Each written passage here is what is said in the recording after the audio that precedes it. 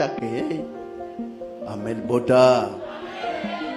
Végétarisme, et puis ça a longévité. Parce que grâce à Banyama, quand on a ba artère, mais zo tambola soute, ça bouché. Ça tel que je peux ça va AVC tout le temps. Et je peux ça va diabète tout le temps. Et je peux ça va goutte tout le temps. Et je peux ça ma maladie nios. C'est dommage. Il y a encore la pêche chichi. Pas comme bien, tant que j'y ai gozala, baby sangote, y a encore la tinda pote et chocolat, Grèce nio sabate kota na banzoto na bino. Grèce nio sabanyama. Lelo kala ezagozala batwazana bo bien cholestérol et outwab. Parce que nzamba la organisme ya moto. Eza bentese a milai.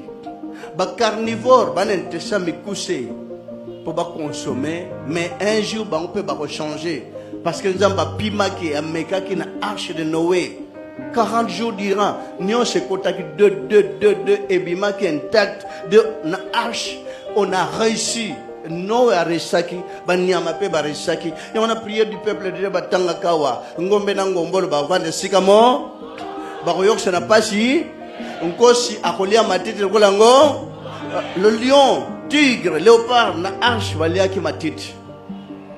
Donc 40 jours durant, mais tant que bimi corruption.